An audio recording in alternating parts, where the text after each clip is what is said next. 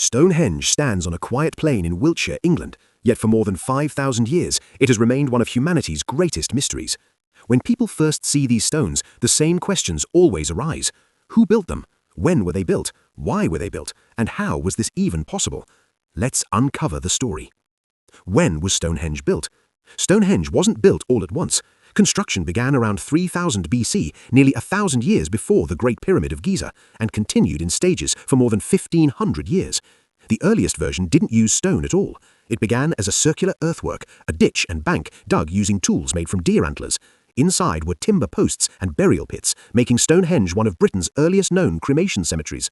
Archaeologists know this through radiocarbon dating of human remains, tools, and organic material found at the site.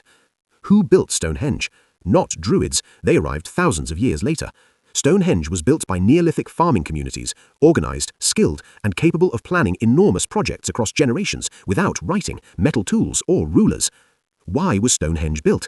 Stonehenge is precisely aligned with the summer solstice sunrise and the winter solstice sunset, events critical for farming and survival. But evidence suggests something deeper. Human remains found at Stonehenge came from across Britain, showing it was a place of pilgrimage, not just a local monument. Nearby, at Durrington Walls, archaeologists uncovered large settlements and evidence of massive feasts, likely representing the world of the living, while Stonehenge symbolized the world of the dead and ancestors. What stones were used and where did they come from? Centuries later, the stones arrived, and this is where the story becomes extraordinary. Stonehenge uses two very different types of stone. First, the bluestones, smaller stones weighing up to 4 tons, transported from the Preseli Hills in Wales, over 240 kilometers away.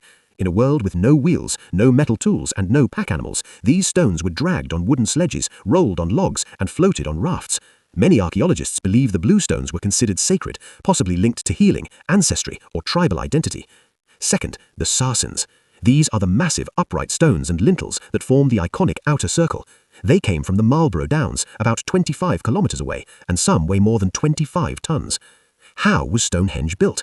The engineering is astonishing. The stones were carefully shaped with stone tools and locked together with mortise and tenon joints, a technique normally used in carpentry. The lintels were deliberately curved to form a perfect circle, showing advanced planning and design. This precision is one reason the monument has survived for thousands of years. The real mystery. Stonehenge was rearranged many times. What we see today is only its final version.